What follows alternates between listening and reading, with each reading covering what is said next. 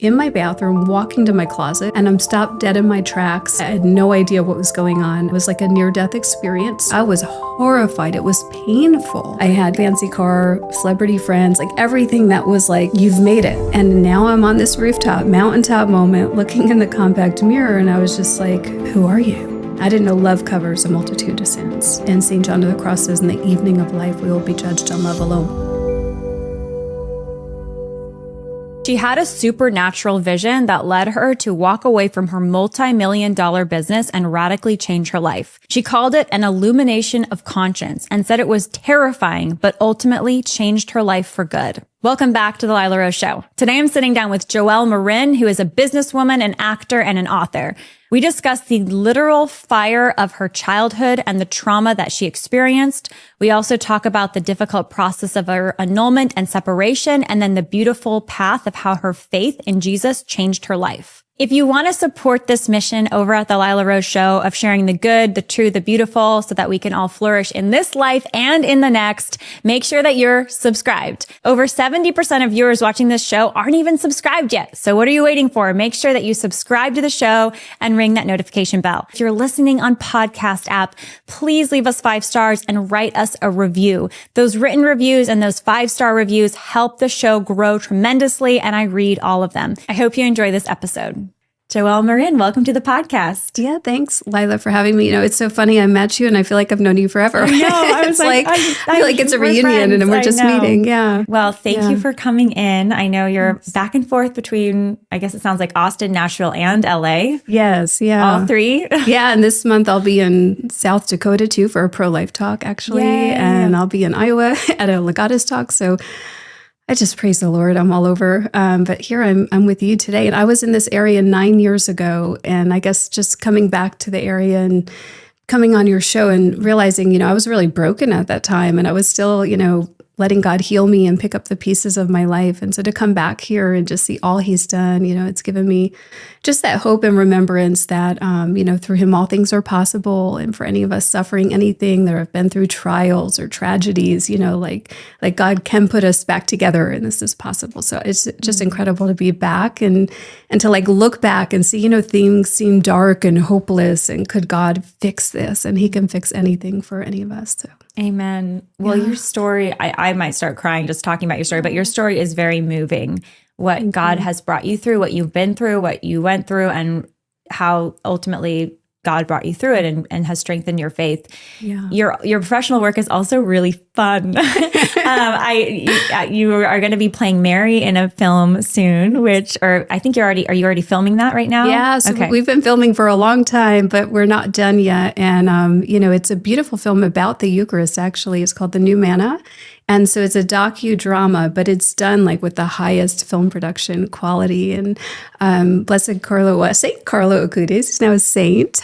Amazing. His mom is a producer on the film. We have an incredible director, so cool. Angelo Labudi, who's known for his work for Lion King and his art direction and won Academy Awards and stuff. And so, Dr. Scott Hahn is in it, Father Donald Calloway, Father Rippinger, a lot of, people testifying to the miracles of the Eucharist, but then I get to be in the live action scenes acting out the Passion of Christ, which that's a whole nother story of how do you go to those places? And that was really, when God put me back into film and television, he wasn't joking around. So I really, I spent 4 years actually with the secular Carmelites years ago when I had my reversion.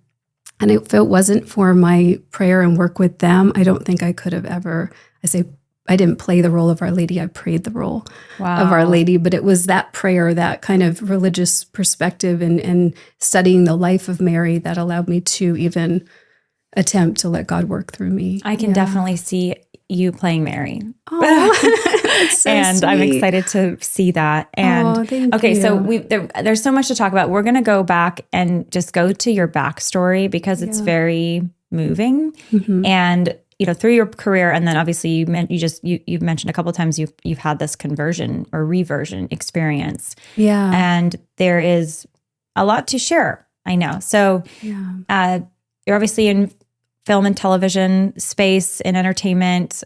Your story though started, when you were a kid and what you experienced as a kid. So bring us back to the beginning, where you were growing up, your family of origin, and just what your childhood was like. Yeah, I'm from a little town in New York called Marlboro, New York. It's only, I think, a few miles big, not many people, a few thousand people. Very humble beginnings, but you could see the St. Mary's Church from her house. I just was always a really prayerful little girl, very simple faith. I think that we spend the rest of our lives trying to get back to, like, Jesus loves me, this I know, because the Bible tells me so. Like, life was beautiful and easy and prayerful. But when I was 6 years old, in the middle of the night, I woke up to a raging fire, and the whole front of my house was already gone. And I could barely hear my father like screaming, Joelle, get out, there's a fire. Like it's just roaring flames, all pitch black. And, by the grace of God, I found my way into his arms and he carried me through the flames. I don't know how I wasn't burnt, Lila. I think of that scripture, how the Lord carries us through the fires in life. But unfortunately, my sister Maria, who was 11 at the time, he couldn't get to her. There were flames around her door. And I just remember him just like a wild man, like a father so in love with his child, just trying to get to her. But his arms were being burnt up. And I knew he was going to die in the fire. I was scared to get help. And so he came with me to get help. And then the fire department didn't show up. They thought it was a prank call. They were right on the same street, the volunteer fire department. Like everything that could have went wrong did that night. And, actually just driving here today before the show, literally right before I turned it to park here, was a fire truck. And, I just know that God is with us, even when these horrible things happen. We don't understand it, but it's like my sister's here with us. Our life is eternal when we turn our lives to God, and our goal is heaven. But as a little girl, I didn't understand that. And when the doctors came in and said she didn't make it, and I was there for smoke inhalation, and my father was getting his arms bandaged up, I saw my dad, like he came running over to me and leached onto me for dear life, wailing and screaming, like the pain of a father in love with their child. And I was just 6, and I just said, like, Lord, like, why did you let this happen? We have to do something. And it was my birthday a few months later, my 7th birthday. And I was like, oh, that's right, you can raise the dead. So I had dolls that were donated to me because I had no possessions. Like literally my life burned down to the ground, like material things, and then my family to the grief, And my mother, she wasn't home the night of the fire. She was at a play rehearsal, so she blamed herself for not being there because she had a theater company. And of course, it wasn't her fault either, but everyone just kind of blamed themselves. And she ended up in a mental institution. She's given permission to share that. And she's never recovered. And she's still struggling because it's the loss of a child, So I just saw my whole family consumed with these flames. It's flames of grief and loss. Of course, I was too. And she was my only sibling. So now I was all alone. And I had these dolls that people donated, and I had one doll saved from the fire that was my sister's. And I'll never forget, it smelled horrible. It had, that smell from the fire and burn marks on it, but it was like my treasure. And I laid these dolls out on my bed in the shape and size of my sister, Maria. And I tried to speak life into them and ask the Lord to raise her from the dead, because he could do it. And I prayed once. And it didn't happen. I'm staring at, just it's going to happen. It's going to happen. Just super faith-filled. I tried again a second time and I'm staring at the dolls. Nothing happens. And I was starting to get a little discouraged, but I went for a third time because I'm an Italian girl. Deep down, there's a little bit of fire of that in me. And I couldn't believe that he didn't raise her from the dead the third time. And my heart shattered. I thought, I think we all go through this. Why do bad things happen to good people? Why does God allow that? And I didn't understand. And I asked a nun at the time, and she's like, oh, your sister's in heaven. It's beautiful there. It's amazing. And I was just well, why didn't God take me then? Because now I'm stuck here in this pain and this misery, and if heaven's so great, I want to go there. I'd rather be there with her than here. So I just didn't understand a lot. And I would say that was when I kind of pulled my phone line to God, that direct prayer, simple childlike faith. I was like, okay, I'll still pray. I'll still go to church on Sundays, at least until I reach college. And then I was like, but I don't know if I trust you. So my prayers got more shallow. They got more distant. And of course, God is all good. He's a good father. But I just couldn't understand at that age why something like that would happen. I'm so sorry, Joelle. I can't even imagine what that must have been like. And, this was your only, like you said, your only sibling. Yeah. And it sounds like you were really close. Yeah. Oh, I mean, I looked up to her. I think, I was probably annoying to her, but like I was like, just idolized her. She was my big sister. She was, looked like an angel. She had blonde hair, blue eyes, fair skin. She was tall. Like we were the exact opposite. But she just glowed and was beautiful. And yeah, I loved her very much. I still do. How did your parents, as they were dealing with that grief, and you were beginning to experience grief that no child should ever experience, losing a sibling in such a traumatic way, what did you observe them do? You mentioned your mother ended up having to be admitted to a mental institution. Yeah. What was their journey like that you were observing as a very impressionable, young, and hurting 7-year-old yourself? Yeah, no, I mean, my house was chaos. The fire, as far as I'm concerned, continued to rage, and we all have, like, even if you didn't have a house fire, we all have fires around us all the time, distractions, hurts, betrayals, like just things happening, So in my house was still all these interior fires. My father turned to alcoholism and lived his whole life as an alcoholic, and my mother to depression and mental illness and just the griefs. Luckily, my grandparents lived down the street on the same street, and they were devout Catholics. And my grandmother, she prayed 4 rosaries every day, Divine Mercy at 3:00 every day. Like she just would glow because she was filled with love and prayer and just like a simple, I would say like a Mother Teresa kind of kindness and beauty, and just treated everybody with, tender love. And didn't ask them too many questions. She just evangelized by her faith. So I had that balance that would run to my grandparents as a refuge, but my house was a mess. I was the parent. I was always breaking up fights. There was chairs flying, Sometimes I was getting in trouble, getting chased around the table. Luckily, I was faster than my dad.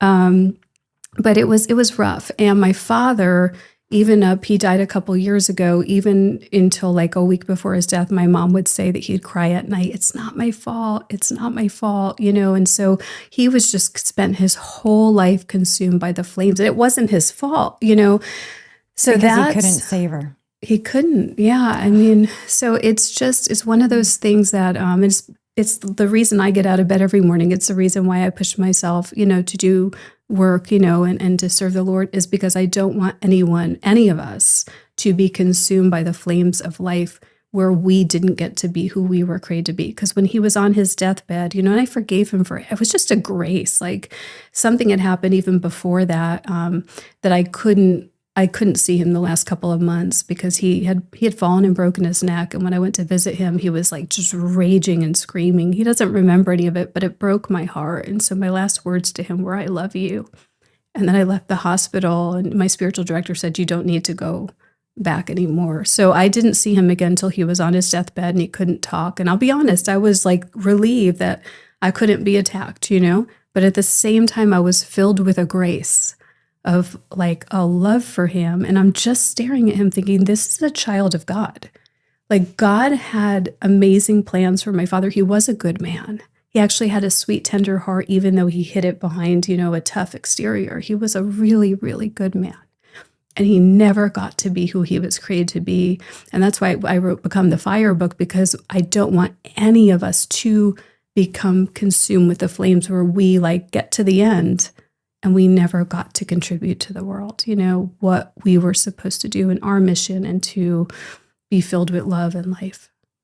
Because we're so caught up on the trauma, or also just distractions. It could be the fire. I think, as I understand it, you present it as it could be a lot of things. A lot of things. Not just a horrific house fire. No, I mean, we have fires all the time. And so someone just said to me, like, "Oh, now that you've turned your life to God, like, how's it feel to have no suffering?" And I'm like, are you kidding me? Like, that is not scripture. We can't get away from fires and trials and sufferings. And it's just that we have to learn to, like St. Joan of Arc was standing in the fire at the end of her life, surrounded by real flames. And she had a priest stand in front of her, and she said, "Hold the cross higher so I could see it through the flames." And so I think that's, I'm still working on that. The difference is now I know what to do. But there's always things trying to get our attention, trying to make us think it's hopeless. You can't get out of this. God will never forgive you. You have no purpose. And we need to stop looking at those flames and keep our eyes on Jesus. When you were a little girl and you then start having these basically distance from God because you thought God didn't save her. Yeah. And so you'd spend years having to navigate that. And we're going to get into that. But I'm curious with your sister, was there you said you idolized her. Was there any sense in your heart about regret about your relationship with your sister, or you felt at peace with your relationship? It was more just the pain of missing her and losing her in such a traumatic way. Yeah, I had a peace. But then I always got upset if someone was fighting with their sibling or didn't, of course there's real things that happen in real life where, but I just was like, you really don't know what you have till it's gone. And I just missed her. Even when I went on church retreats, like our confirmation retreat and stuff, I saw other sisters together sharing, I don't know, a hair clip, or it could have been the silliest thing, like a hair tie. And I was just like, I just wish my sister was here and that I could have that relationship with her. So yeah, I just missed her. What was it like then in high school? You still, your sweet grandparents are trying to hold down the fort. Parents are struggling. You're still going to church. Yeah. At what point do you decide, I don't even want to keep going to church? What did that process look like for you? Yeah, well, I would say, I've been on stage since I was 5 years old because my mother had a theater company. And then I started going to Manhattan to audition and stuff. So I was just constantly hiding behind other characters, like misusing a gift. Because I especially like the really sweet, like perfect characters whose lives just seemed like amazing, like a fairy tale. I loved to play those roles and just kind of hide behind it. So I would say I was getting further and further out of touch with who I was and just trying to create some perfect facade that doesn't really exist in real life, I think, for anybody. And going there and going to the city and, eventually going to college and stuff, I was getting caught up in the things of the world and stopped going to church on Sundays. Still called myself Catholic, or if I came home, went to mass with my family. But I would say my heart was far from God. I was never, I would say, like trying to be a bad person, or, I didn't realize how far I was. I didn't trust him. I think that was really it. And everyone sells us like, oh, do this and you'll be happy. Achieve this and you'll be happy, and then I went for things, and then I found out it was just a web of lies because I never felt satisfied. It was just this endless pit that made you feel worse and worse because it wasn't heavenly things, What was your relationship like with your grandparents during this time? My grandparents were my rock. They really took on the role of parents for me. Again, I feel lucky to even have had that, because I wonder who I would have been if I didn't have that or those prayers. And my grandmother, like I said, she's just was like a Mother Teresa. People would call her, I think she had a gift of prayer, and she wrote a book at 84 years old called No More Holes in My Shoes, because she grew up very poor and she lived a Cinderella story with my grandfather, who was like, I'll take care of you. And he worked 3 jobs and was, an Italian American immigrant. And the best. Yeah. And just they lived just such a simple, happy, humble life. And he was like her hero. And so I would say, like, I got to see that kind of love where she always respected him. It was like, oh, my prince, she would call him my prince. And, and he just idolized her and would just, whatever you want, it's yours. He was, even towards the end of his life, when she left to go down the street, like to the post office, he said, I prayed for you the whole time. Like, thank God you're back. Like, it was just a love that I'm so grateful that I got to witness. How did they, during this time and you're kind of beginning to fall away from your faith, how did they communicate to you about faith, especially in the context of that, the horrific tragedy of losing your sister and the fire? Yeah. Well, and how did they explain that to you? I'm sure there were conversations with them, but it sounds like it didn't rock their faith, even though it rocked your parents and it deeply wounded you. I think it, it was definitely a tragedy for them, but they were just so strong in their faith that they, my grandmother was one where if something bad happened, she would just find God in it. It is kind of like, St. Joan of Arc says, battles are first won or lost in the mind. I would say my grandmother just had a very, very strong mind and always was looking for God in it. And so I think her faith, said that my sister's in heaven. And actually, she got a huge healing. She went to Medjugorje on a pilgrimage. And she ended up staying with a family, and the girl, my sister's name was Maria, and the girl, she stayed with a host family. And the girl came running up to her. Her name was Maria. She was 11 years old, the same age as my sister when she passed. Blonde hair, blue eyes, the same coloring, and came right up to her and gave her a hug. And for my grandmother, like that, which may seem very simple, my grandmother took that as a sign from God, that Maria was okay, and it healed her. So I would say the fact that she not only prayed, she went on a pilgrimage. She went seeking God after the trauma. She went after to the trauma and to heal her. And then when she had that encounter, she just saw God in that moment, and she would recount that. And I think a lot of times we forget to recount our blessings because there's all these fires and traumas. I'm not discounting grief or loss. We have to go through the process, and we have to feel the pain, But at some point, we just have to unite our pain with the Lord's and know that He suffers with us, and count our blessings, like try to put our mind back on the truth and the good and the hope of heaven and, what is to come, and that God is with us even in the greatest suffering. So I would say that's what I learned from her. She counted her blessings. She recalled that story over. She didn't let it just heal her once. She recounted anytime God did something great in her life, she would play it over and over and over. And think about what the psalmist says, how he meditates on what God has done for him, on the works of God. Yeah. At night, he's always thinking of God. He remembers the great things that God has done for him. And there's always this like constant recollection, renewing of the mind about who God is, about what is good, what God has done that is good. Because our minds can take us complete opposite directions. Yeah. If we're not thoughtful. We don't use our wills to direct our minds the way that they should go. What was the relationship like between your grandma and your mother?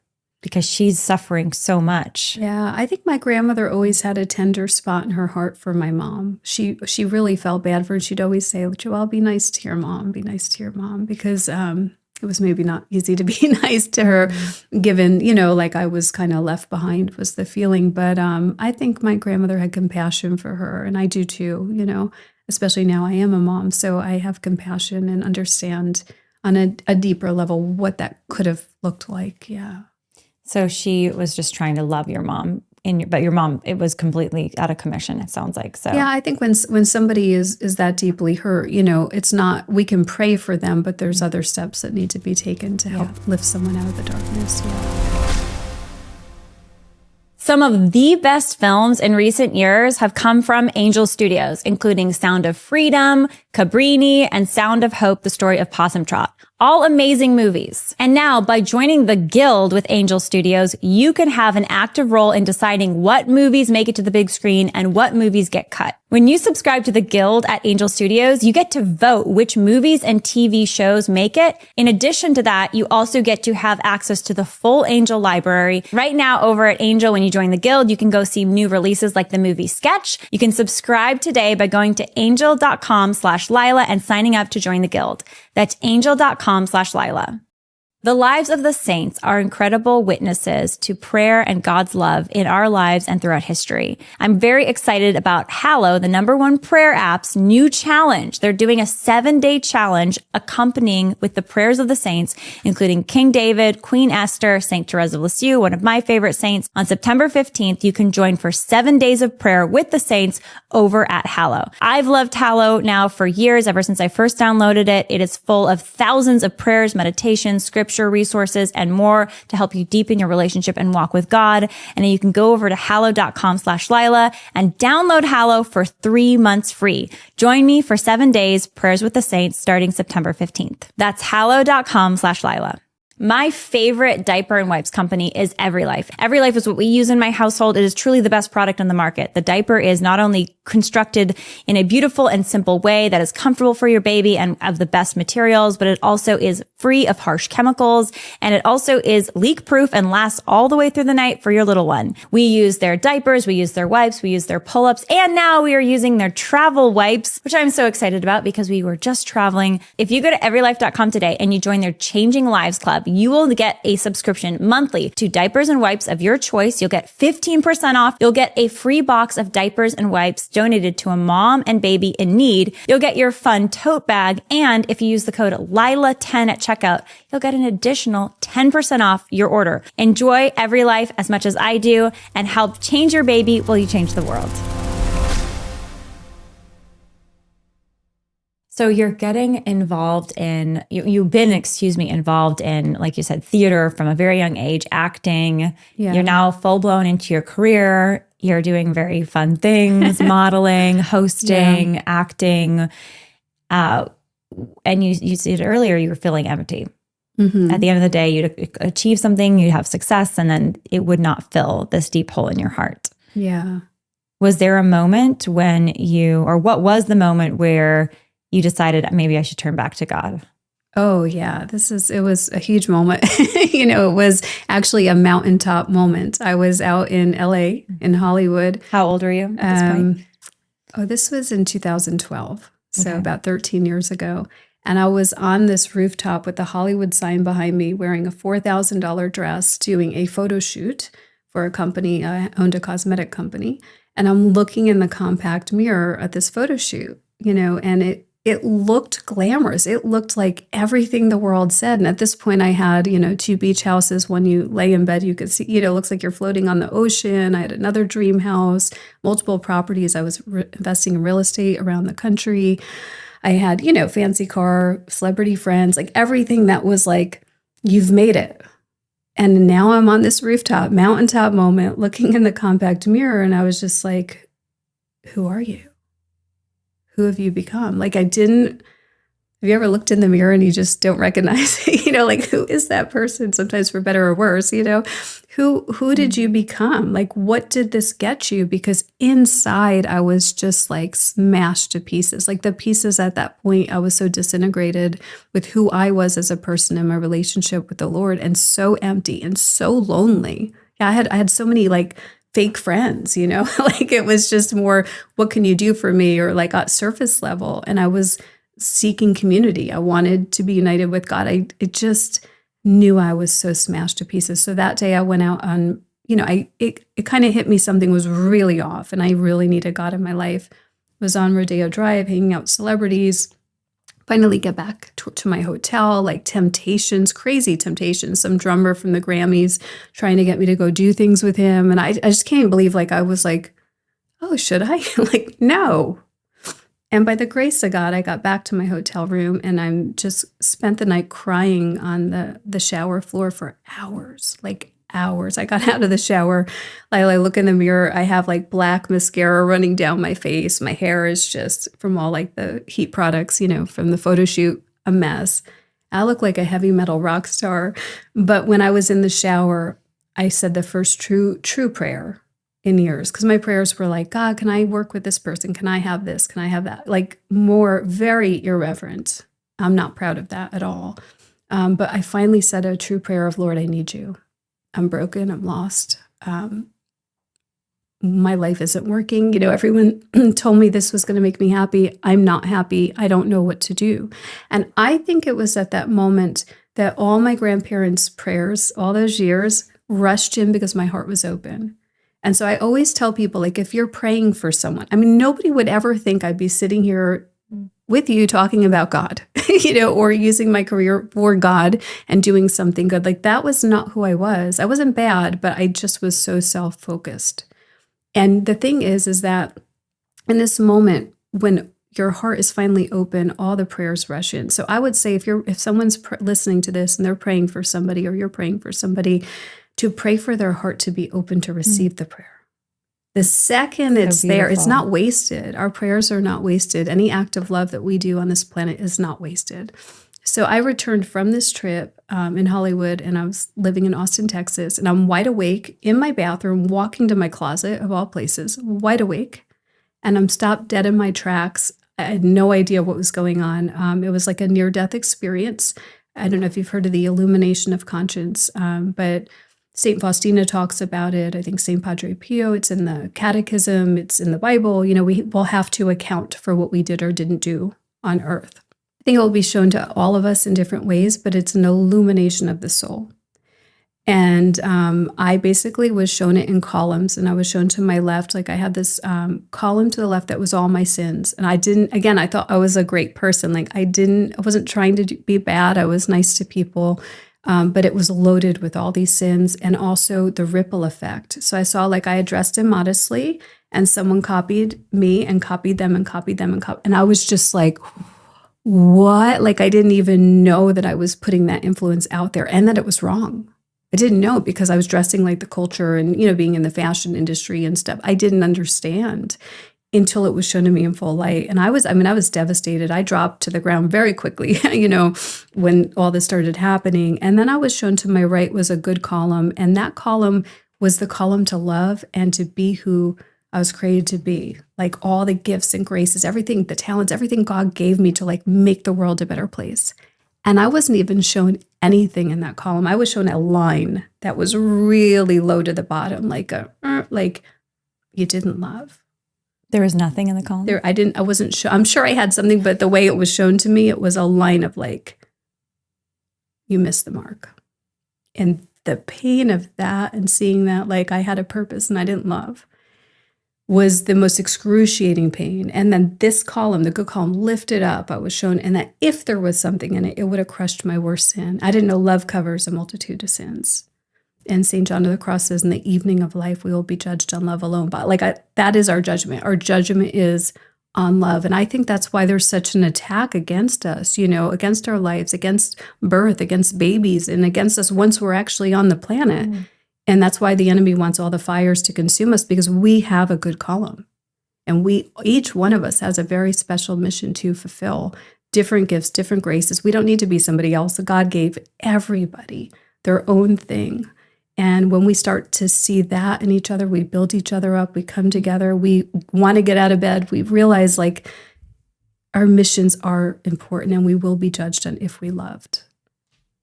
Gives me chills hearing that. And I think about the fact that Jesus Christ is love, right? He's he's the one who can take away our sin. He saves us. And that one little bit of love, like that opening of the heart to say, God, here I am. Let me be whatever you want me to be. I trust in you.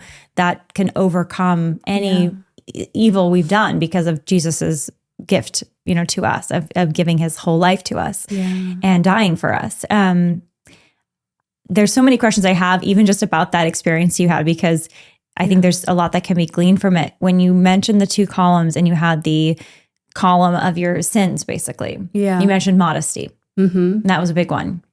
Yeah. Was there omission, sins of omission? That was the good column. The column was the sins of omission. Yeah. So the column to love had nothing but sins of omission. It was empty.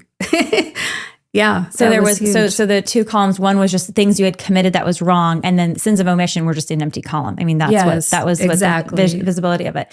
And then I'm curious if there are other insights you received. I mean, I think the modesty one is pretty convicting because, and it's interesting that in your illumination, it wasn't about leading other people to lust. It was actually about being a bad example to other women. Yes. Yeah. And even innocently, because I didn't know I didn't know theology of the body. I didn't know St. JB2. I don't even know how men think when they see women. Like I was just following the culture and, what I thought was going to make me beautiful. Of course, now I know that modesty protects the heart, but I didn't know that at the time. So I was shocked. I mean, I really was shocked to see that and to see that I was setting, and I was shown I was given a gift of leadership, and that was leading people in the wrong direction. Were there other things that you feel comfortable sharing about that were convicting for you in that moment?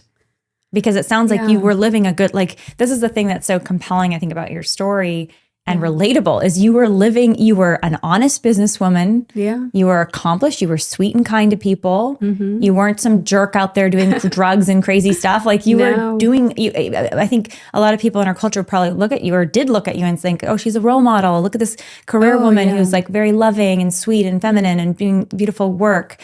So it wasn't that you were bad by worldly standards. Yeah, I think that was what was shocking to me. I actually thought I was a good person and had a free ticket to heaven. And I don't like what was shown to me. I pray for everyone who's watching or listening to this that they're in a better spot than me, because I was shown I actually God doesn't stand over you and say, like, you go to hell, you go to purgatory, you do, it's not like that. It was the soul itself sees what it missed. And I wanted to throw myself into hell. I was just like, I was horrified. It was painful. And that's God's mercy and justice. It was an act of mercy to show me this, but it was also an act of justice for me to see that. And I would say, like, I was shown I was very selfish, that it was all about, like, what can I get? What can, like, look at me.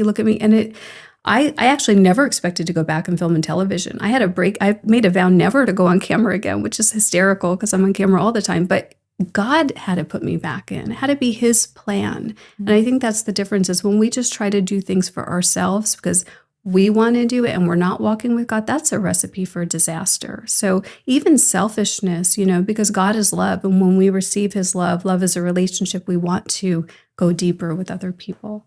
After that illumination of conscience, you, what did you do? I mean, did you feel hope? Did you, were you tempted to hopelessness?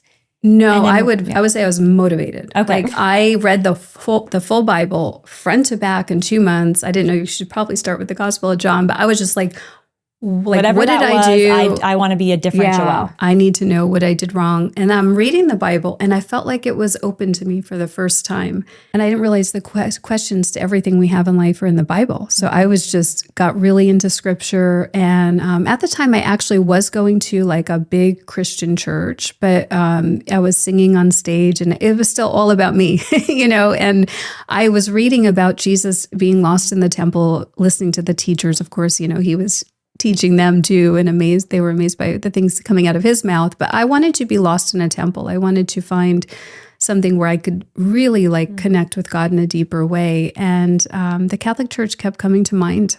And one day I just resolved I'm going to go to daily mass and go. And when I walked in, I felt like the stained glass windows just for singing. And it was just the beauty, there's just such a beauty to the artwork and the statues and the presentation, and the altar. And I just felt like I was at home, and I started going to church and joining ministries and just really just throwing myself into the work of the Lord, and ended up in the secular Carmelites for 4 years as well, and made first promises. So was this in Austin or in LA? That was in Austin. Austin. Yeah. What church was it? St. Thomas More. Okay. I don't know if I've been to that one, but I know there's in every city in America, well, not every, but most, there is at least one really beautiful church. Yeah. Not every, but most. So it's like they're all blessed, obviously, the Blessed Sacrament's there, but finding those beautiful, inspiring ones are such a gift. So were you still doing any acting, producing, right? Any hosting, anything during this time, or you're kind of on hiatus? Just I want to get deeper into faith. Yeah, well, I was still modeling and stuff, and I had my cosmetic company, which took 7 years to build, and had my life savings invested in it. And then I had this experience, and Lila, this is really it's hard for me to wrap my mind around. And it's interesting how God works. But the name of my company, which sounded great in Italian, meant naughty. And now I'm like, had this reversion, and I own a company that means naughty cosmetics, Cativa Cosmetics. So it sounds great. And the brand was very high end and sold in, Stanley Korshak in Dallas and on Sunset Boulevard in Hollywood and, West Hollywood. So it was a beautiful looking brand, crystal studded, Swarovski crystal lip glosses, but the message that I was sending. So then I tried to change the message to, making naughty nice. Like, okay. And then I was like, you can't What's make good naughty in Italian, nice, bene or whatever. So, and I kind of look back, even my discernment in picking the title, like Karina Cosmetics was available at the time, or Karita, which meant love.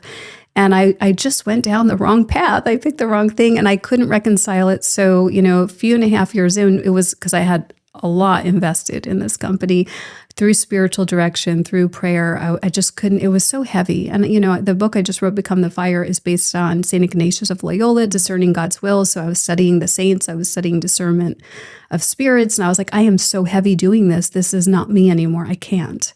And so I basically left everything to start full-time ministry with no job in sight. And that was 9.5 years ago. So what does that mean? You left everything? You just, the company's defunct? Yeah, I was 70% owner. I gave it away for free, but I prayed that it didn't ever take off again. And it never did. So, because I just couldn't be a part of it. I had to walk away. I had to close the doors. And I don't think it could survive without me. Gotta start a makeup line that is, and skincare line that's aligned. Yeah, something more aligned. But yeah, let's talk. We need one. Yeah. So, but it seemed like a hard decision. I think a lot of people were shocked by this, but to me, like when you do the right thing, it just feels light and bright. And I finally had peace and joy in my heart and was open. And I had no idea what God was going to do. I just knew I wanted to serve him. And here we are years later, and he came through. So was this before or after you discerned joining the Carmelites? I have to think back. Maybe like within there, I was already starting with them. I think there must have been an overlap because I was really deep in prayer, and I would say like the beautiful thing about the spiritual life, in St. John of the Cross is when you think everything's lost, you're actually could be like getting closer to God, because his light is blinding you and you're kind of seeing how far you are and how far in a merciful way, And so I love the Carmelites and prayer and St. Teresa of Avila. And, when I read her book, it was Interior Castle. And I felt like I could relate to her, and I just loved all the things that she was writing. That's when I, found out that there was a secular order. So you could, you don't have to be a nun. The nuns are cloistered. The secular order are lay people.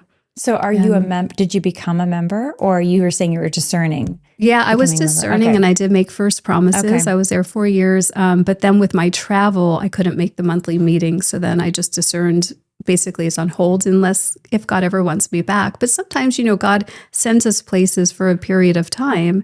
And I just look back at all that formation and all the silent retreats and the readings we did and, just meeting in community and how I got to witness love through prayer. I could not do what I'm doing today if it wasn't for that preparation, and to look at things through the eyes of faith. I love that perspective because when we follow the promptings of the Holy Spirit, he is our teacher, right? Yeah. He's our guide, our counselor, and he will take us in his school of love, and it will maybe take us to the Carmelites for a season, and it'll take us to the Franciscan friars, or it'll take us to wherever it's going to take us. And we learn one step, each step of the way, whatever he has to teach us. So during all of this time, you're also a mom. You become a mom.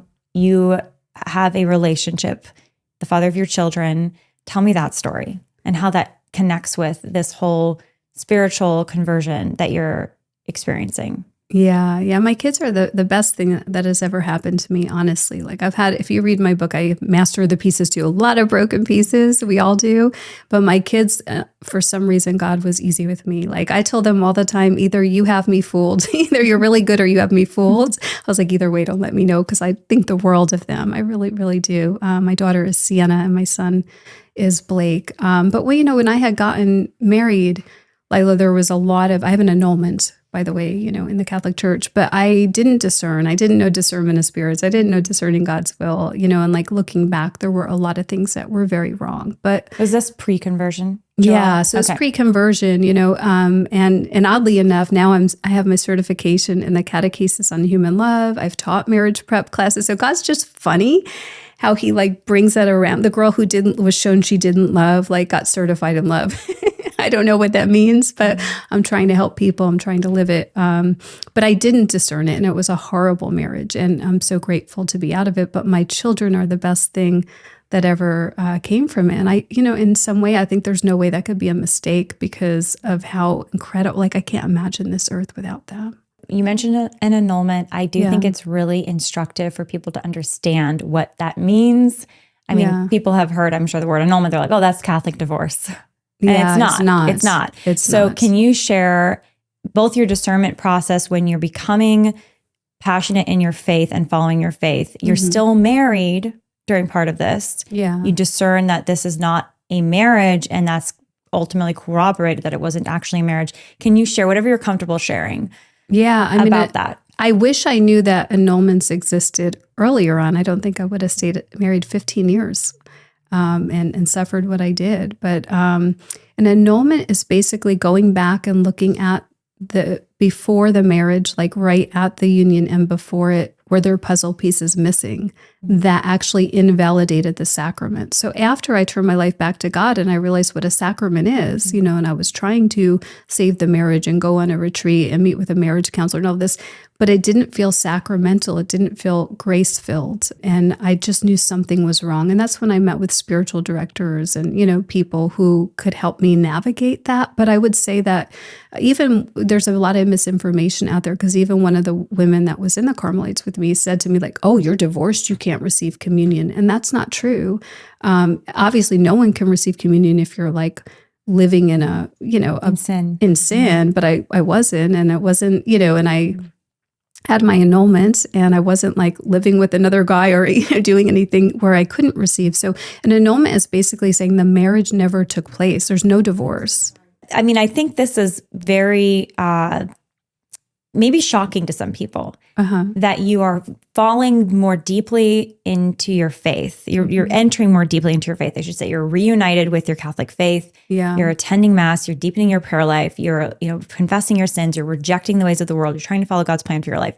You are married at this point by the world's code, right? Yeah. And you have 2 beautiful children. Yeah. And you discern in that process that actually I'm not married. I've never been married, and we need to separate. Yes. I think some people hearing that would think, oh gosh, so you become a Jesus follower and then you leave your husband? The negative, cynical view of that. Yeah, sure. Walk us through what that really was and why ultimately it was God's call not to leave your marriage, but to discern that this wasn't a marriage to begin with. Yeah. I mean, honestly, I was shocked because at first I was really, because now I know what marriage is and I'm doing everything I can to make it this sacramental marriage, but it wouldn't. And I would say, there were very serious things wrong. And, just for the sake of my children and their protection, I don't feel like I need to get into what those pieces are.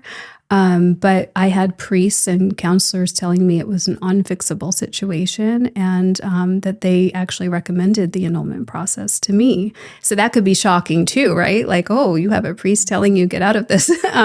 But it wasn't sacramental. It wasn't a marriage. And it was deep prayer. This was not an overnight discernment. And I pray for my ex, and I forgive him, and it's okay. But it's sometimes you have to really just, I was living a different life. Now I turn my life to God and I have the light of Christ. And in that light, we get to see things, more clearly. And what I saw the most clearly is this was not a sacrament.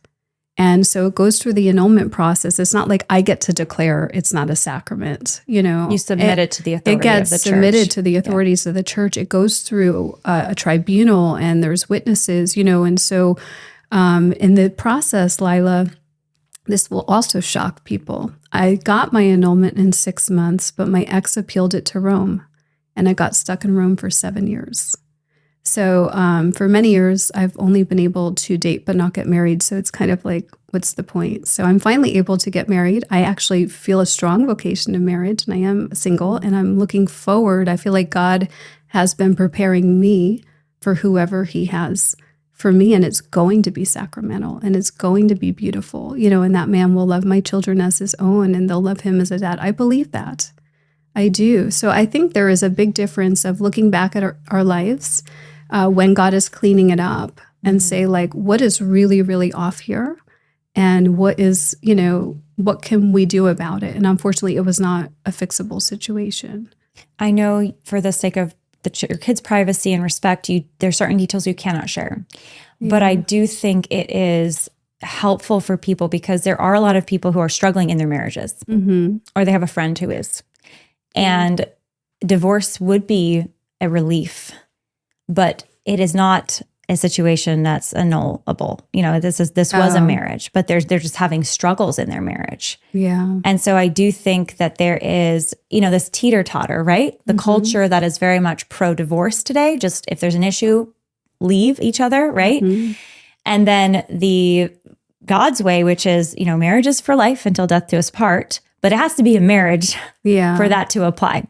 And the prerequisites of a marriage include you go into this with full knowledge of what you're getting yourself into, freedom that you're committing this fully with your whole heart. You have the intention to be married for life, to be open for children. There's certain prerequisites that make it a marriage. Yeah. Those prerequisites aren't there, then there could be grounds for annulment. Yes. Because maybe you went into this thinking, I'm not going to have kids with this person, or I'm not going to tell this person about this secret life I'm living. Then that person can't freely choose you because you're not telling them the truth about yourself. These are examples of grounds for annulment.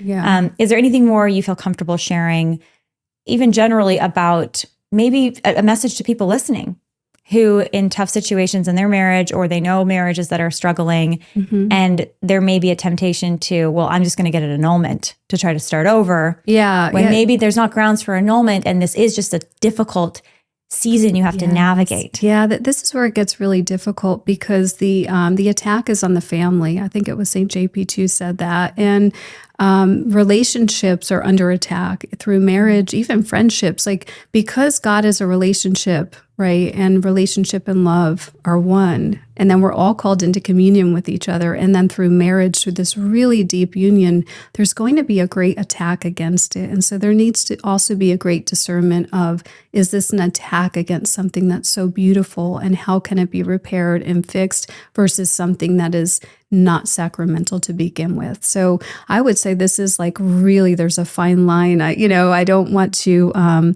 each individual is a specific situation that I think needs to go to prayer. And maybe the first thing to ask would be like, Lord, is this sacramental, or is this just an attack because there's something so beautiful here, and the enemy knows the difference that we can make as a family?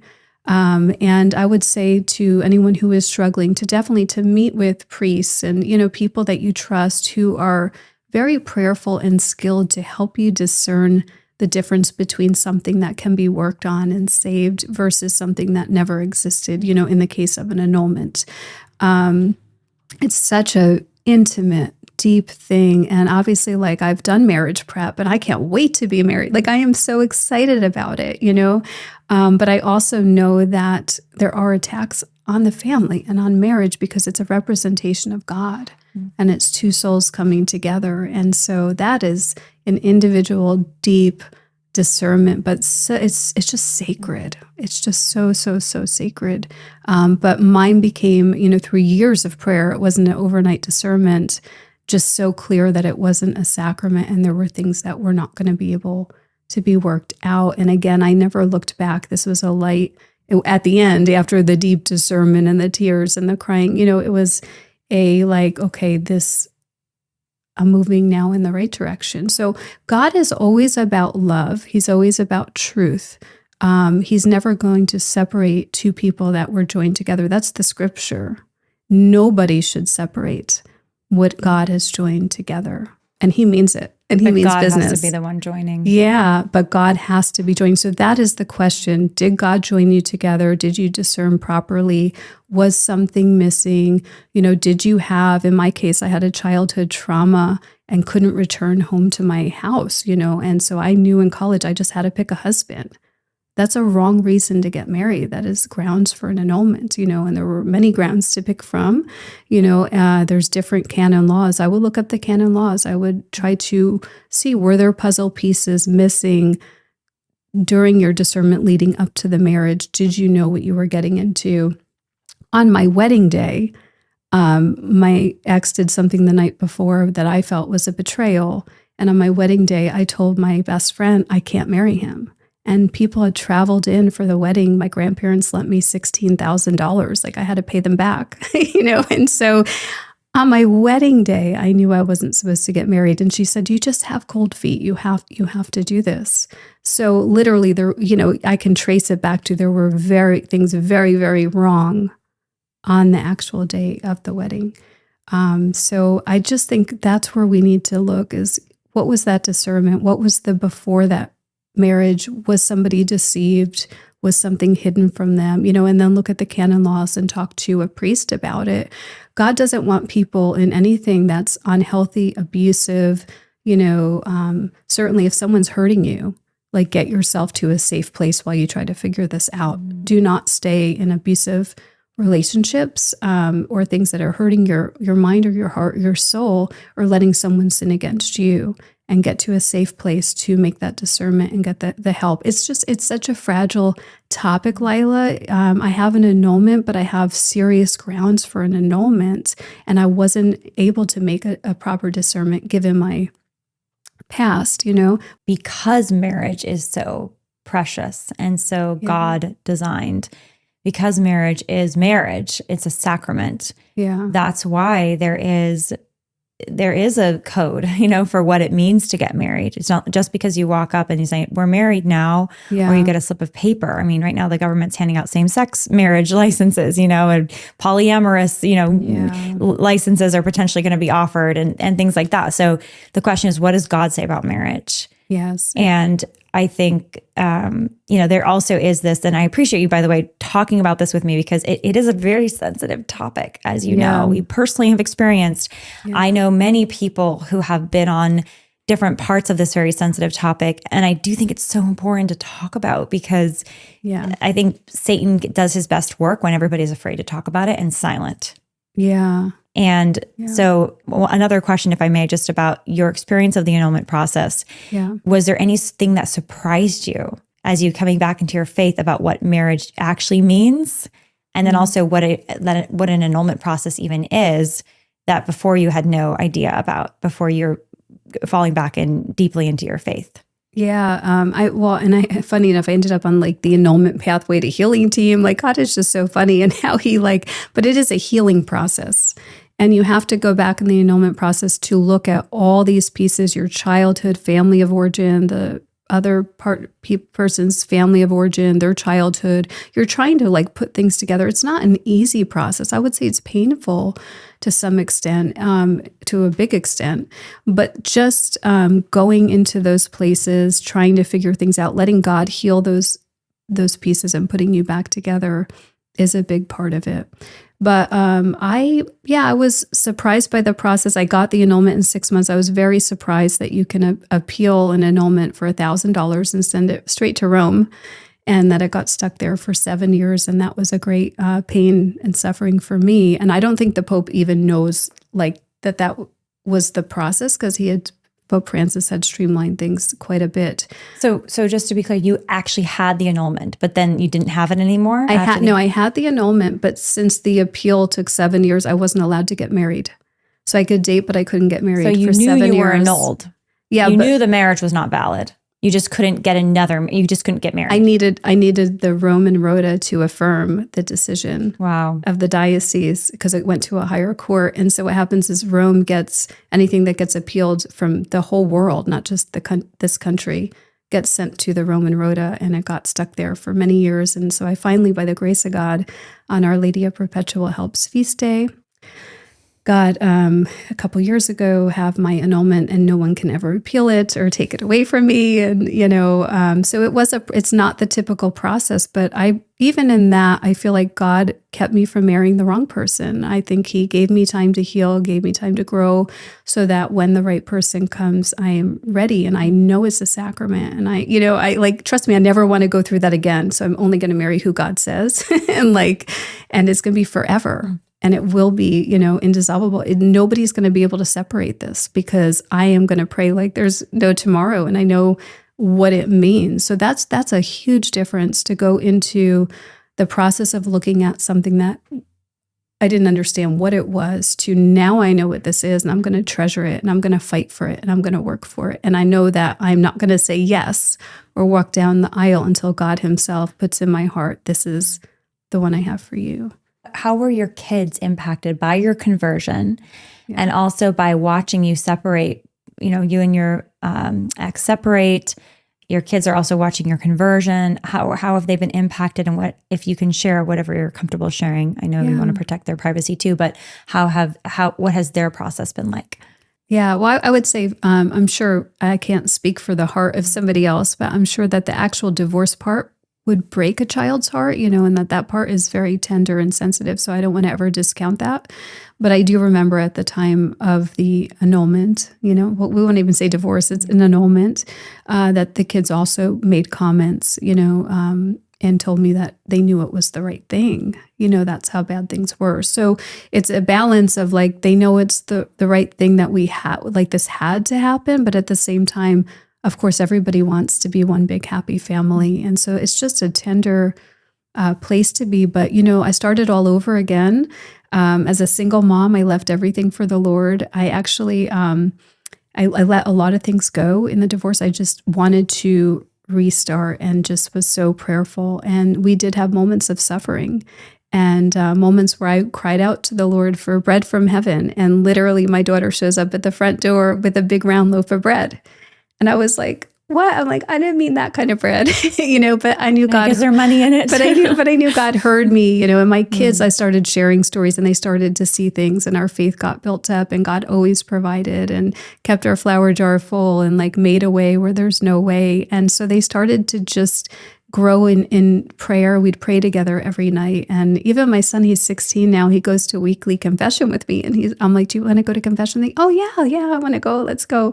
And, my kids both go to church and love it. And I think even as teenagers, they, at some point, one of them had kind of gotten a little confused or pulled a little away from God and then actually came and confessed to me, hey, Mom,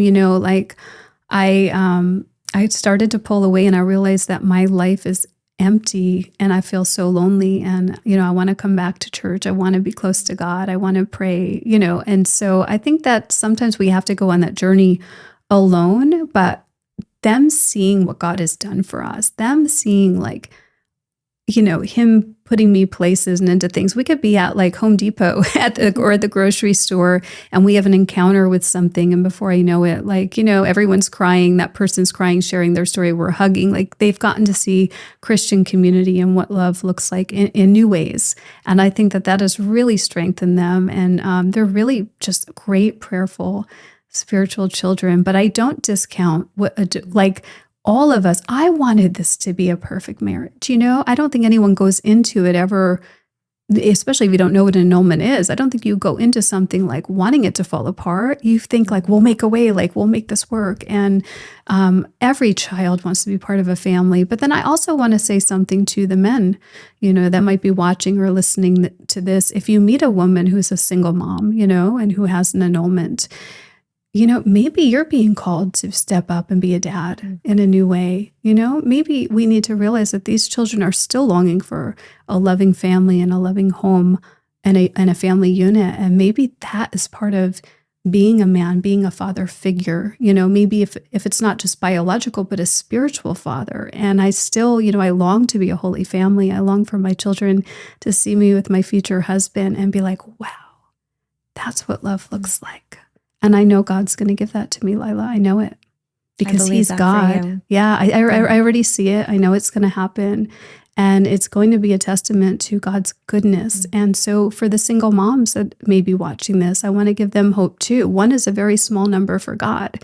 Just pray for him to send you the right one, and to know that he loves you and you're not alone. And I think the greatest desire of every human heart, those with a vocation to marriage especially, is to be a holy family. And I just, that is what it is all about. Now, obviously, if you're called to religious life, or you want to be a celibate single, like that's great too. I mean, there's just different ways to serve and one is not better than the other. But if your calling is marriage, like let it be a holy family and let God be at the center of it. And it's never too late for those that are married and it feels like it's falling apart.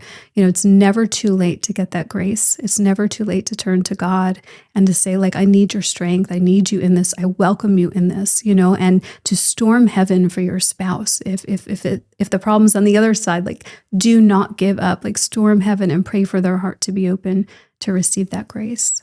That's so beautiful and encouraging. And I hope anyone listening, if they know a single mom or a single dad, I think there's also single dads today that are struggling, but both singles, that God has a plan. Yeah. And I love that you said that it takes one. God can do anything. For God. It's a small number for God. Yeah. And I think it's also about mission, when you are looking for a spouse or discerning a marriage, is like, how do you guys serve together as God as a couple? What does that look like, And just knowing that there's always something deeper, there's a bigger part to his plan. Beautiful. When you were converting or reverting, going back to your faith, you left behind some big opportunities. Yeah. You mentioned you didn't even hardly sold, you just gave away your entire makeup company. Yeah. And there were other opportunities too. Tell me more about that. yeah. And actually, I sold my jewelry. I melted my gold. I had no money. I left with nothing. And I started all over again. I sold my diamond ring. Had my gold melted. I had silver melted. I left everything. I had enough to live for 4 months in cash. I did have real estate, because I was an investor. So I did have still some real estate. So but it wasn't liquid. Mm-hmm. So, I made this leap of faith, and I was shaking in my knees as I handed these items over. But I had a peace that I was going to try to do what I felt God was calling me to do. And either I was crazy, and in 4 months, I'm just going to go find something else to do with my life, and I made the whole thing up, or it was God speaking to me, and he was going to bless and multiply my little offering. And I've been in full-time ministry for 9.5 years. So. And when you were selling the jewelry quite literally and just getting Kativa, offloading it, multi-million-dollar deals, just like we're walking away because I just have to go pray basically and just radically change my life. I mean, this was like massive action that you took. How did you first discern what God was calling you to do outside of business, modeling, acting, everything else? Yeah, it was through prayer and contemplation and meeting with a spiritual director. And I just knew I wanted to go into full-time ministry. And actually at the time I felt called to youth ministry, which didn't make sense to me. I just still didn't understand it. And through prayer, I discerned that was, I might write about this in Master of the Pieces. It was just one miracle after the other of how I found out about a job. I sent in a resume. I didn't hear about it. And then all of a sudden I was just praying. I was like, Lord, I thought you wanted me to do this. And I haven't heard from the priest. I said, so put a little fire under his butt and get him to call me if this is your will. And then my phone rings, And so it was just a lot of little miracles and just going to each step. So I did end up in full-time ministry as a youth minister and director of confirmation.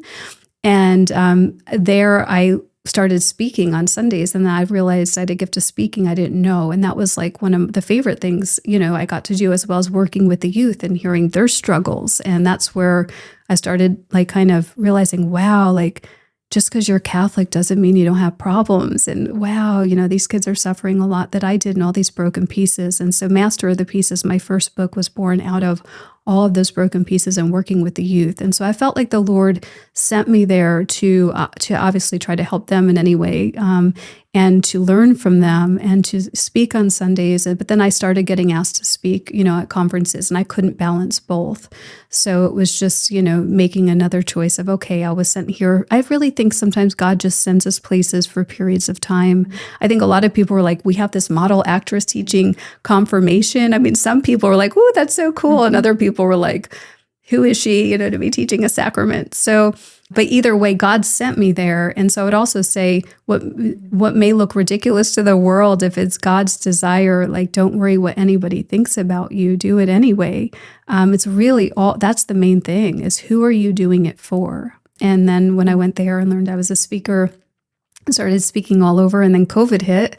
And then, I'm like, now what do I do? And I'm praying and I'm watching all my videos of film and television. And I felt the Lord was calling me to be a TV host. And I was like, calling friends up, some well-known theologians. And they're like, where are you going to host a show? Catholic TV host? It's not, there's not a big market for that. I said, I don't know. Well, my grandmother, who I was so close with, and she passed away during COVID. But I know she's one of my greatest intercessors and saints in heaven. On her birthday, just after she passed, my phone rang on the day that I had put together a TV hosting resume. I never sent it to anybody. And my phone rang, and Shalom World said, we're praying about who should be the host of our TV show for faith-based film and television. Are you interested? And I was like, oh my goodness, this was already on my heart. I put together a resume, and I didn't even have to send it to them because this was divine. And so that's the difference, is I know this, it could sound crazy, and I just don't care what anybody thinks. When you are in the will of God and you are praying, and literally I would pray all day, and just that was my office. And I'm like, God, you're my boss. I surrendered my life to him. And I would walk out of adoration, and there would be an email or a phone call or something. It was divine. I think that when we're doing God's will, he opens the doors that needs to be open. And by the way, he shuts and closes and let him nail shut the ones that are not from him.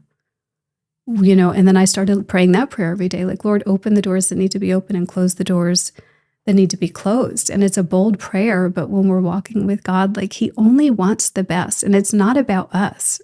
Yes, we'll find our fulfillment in helping other people, but it's always going to be about the masses and community and leading people to him. And like, when I, die, I want to leave a legacy of love like my grandmother did. These little acts of love, the bowls of pasta that she made me, and in her dishes there were like flowers on the bottom, and she would say, eat till you see the flowers. Well, I still have 2 of those bowls, Lila. And, sometimes I'll just eat off of those bowls just to know she's with me, to feel that memory. Like, the love lives on. The bowl of pasta lives on. The plate might look empty, but it's full because it's full in my heart.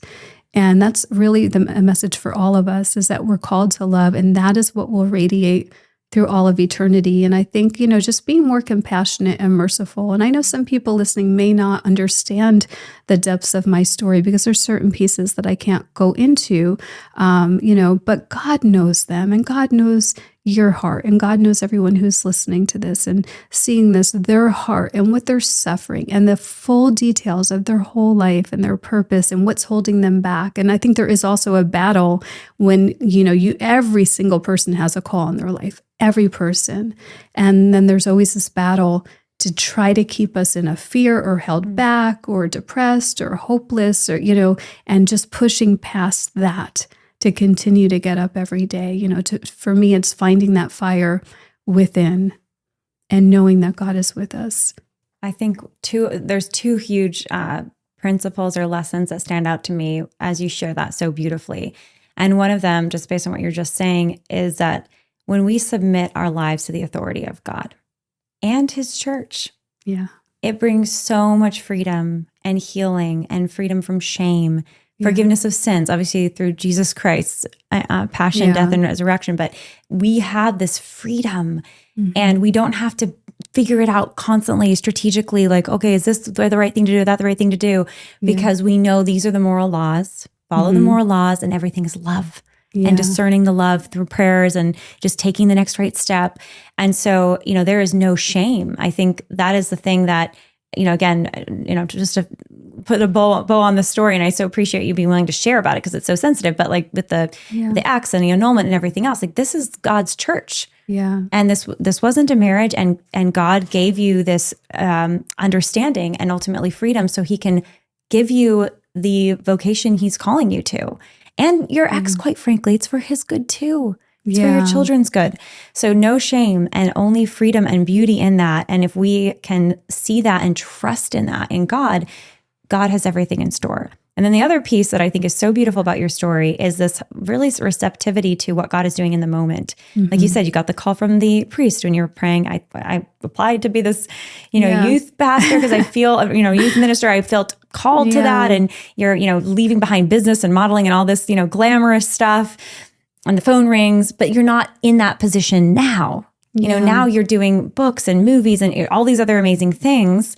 I think more businesses are in your future too. This is my little guess, but maybe with you, Lila. Yeah, let's do it. I mean, seriously, I was like, let's do that. Yeah. I don't know if I would do the rhinestone encrusted for the purchase that I would make, but we'll have that line too. But I do have another. Now that you're saying that, I have something I think you're going to want to do. Okay. Well, I'm excited to talk to you about it.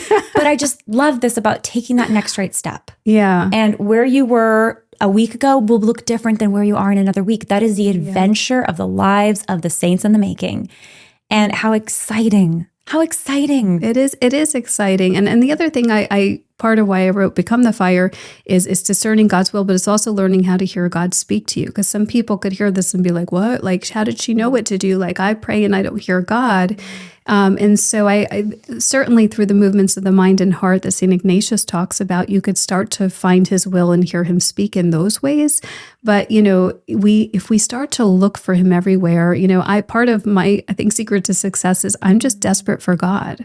And I'm drawn to him. And I know he's drawn to me and to you and to all of us. And he's just waiting for someone to want to be with him and hang out with him. I go to adoration a lot, and I'm just constantly desperate, like asking him questions. Lord, what do you think about this? What should I do here? What is your plan? Like just constantly checking in. And then you start to see him in different ways. It could be like the gospel or one of the readings at church lined up with a question or what's going on in your life. It could be you turn on a song on the radio and it just touches you and you start weeping. It could be that you're spending so much time in silence that in that still, silent place in your heart, there's like a thought in your heart where it's not yours because it answers a question on a deeper level and you could have never thought of that yourself. But I think we have and I did have myself, a shattered image of God, not realizing he's a good father, but he is. And he's not the kind of God that's like, I don't want you to ever hear from me.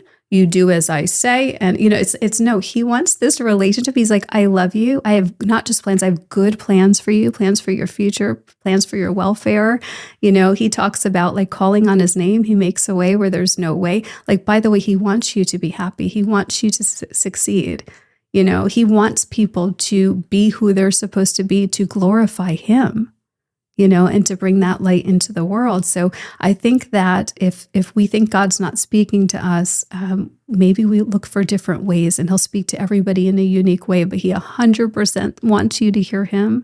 He loves you. He's not done with you. He's so merciful. No matter what we've been through, we're given a new chance. Beautiful.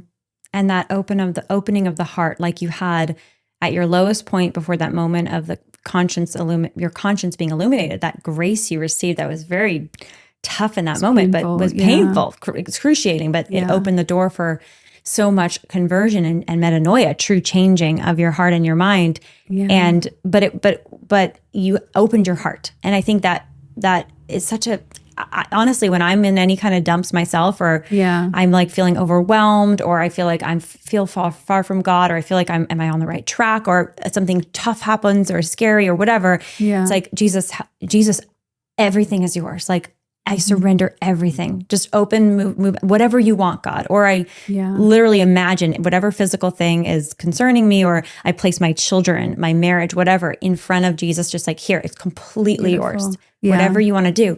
And there's always so much tremendous relief that comes with that. Even if in the moment it's still difficult, because he just wants your heart. Yeah. He just wants you to give your surrender.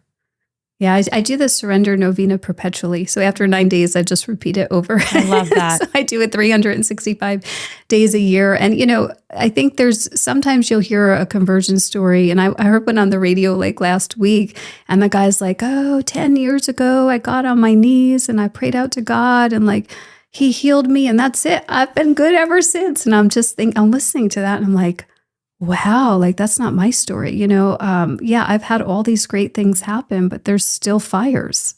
There's still trials. There's still suffering. I think the difference is it's knowing to surrender them and keeping our eyes on the Lord so that we don't get burned by the flames. But my story, I'm still on my knees. This is not like, I went on my knees 12 years ago or 13 years ago and everything's perfect, and everything's fine. I never had to do it again. I'm on my knees maybe every day, hopefully every day, hopefully many times a day, hopefully when nobody's looking, because that's what God wants, in the privacy of our little war rooms, our prayer places, the hidden place in our heart. Could be in the middle of a meeting, that we just stay connected to him, that he hears us, he sees us, he loves us, he knows us.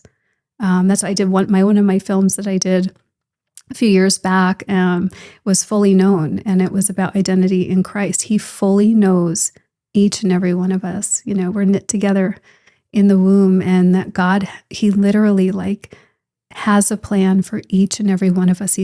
We're not on earth for him to forget us or for us to be forgotten about. We're here to have a relationship with him and then have a relationship with each other through his love.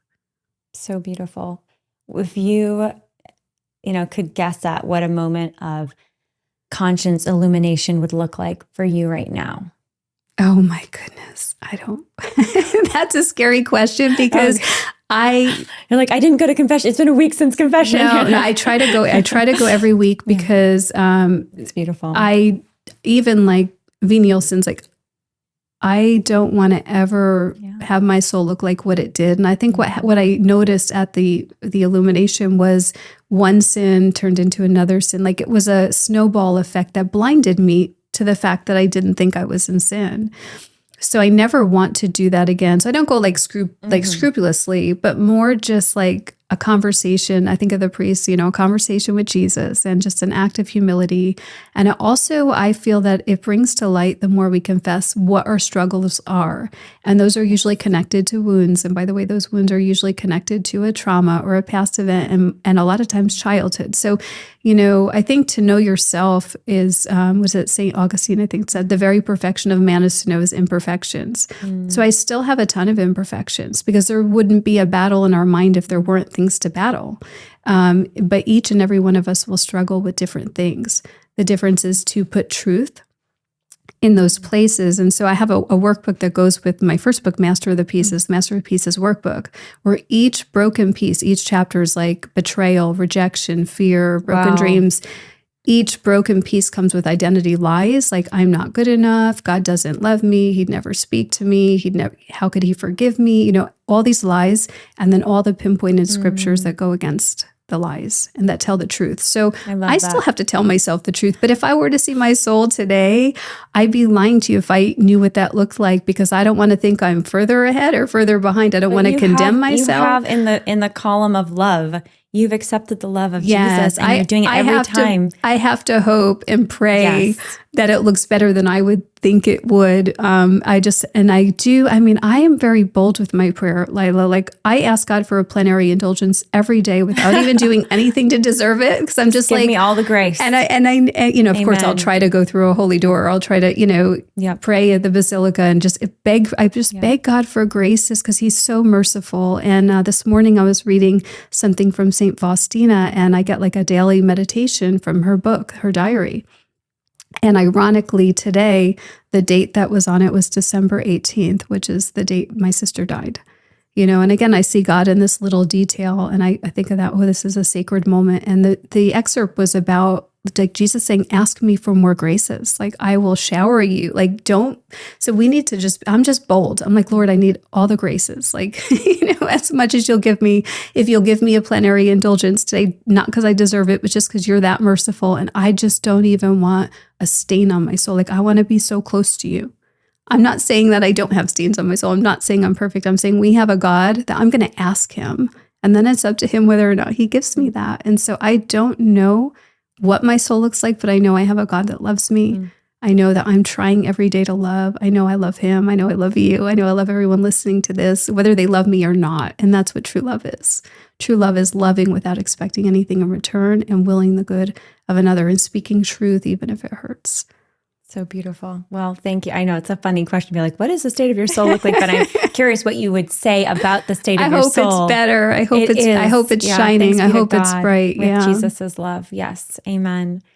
Joelle, what a beautiful testimony you have. Thank you for your willingness to share it and write it so beautifully. How can people find your books and find you and follow your work, all the exciting things that God is doing through your ministry? Thank you. Yeah. So the books, Master of the Pieces Workbook, and Become the Fire are all on Amazon.com. So easy to find there. You could put the title or my name, Joelle Maryn. And then my website is joellemaryn.com. Just very easy. And just have a lot of great things coming up. So I can't wait to see you as the Blessed Mother. Thank you. And I'm so excited for all that God's doing in your life and for what he has in store for you for your vocation too. Yeah, thank you. Me too. Yeah, maybe I'll be back on here. Yes, I love to tell the love story. Yeah, we love those here. Yes. Thank you, Joelle. Yes, thank you. God bless you, Lila. You also. Thanks so much for listening to this episode of The Lila Rose Show with Joelle Maryn. I hope it was inspiring to you. All of us have the opportunity to change our lives every day if we're willing to go all in for our faith and go all in for God. Make sure you're subscribed if you're not already subscribed, and be sure to share this episode with a friend or somebody that you love. A huge thank you to our partner, EWTN, the largest religious broadcaster in the entire world. EWTN is reaching millions of people every single day with the beautiful truth of the gospel. You can watch new episodes of The Lila Rose Show 24 hours before they hit podcast app over at EWTN.com/on-demand.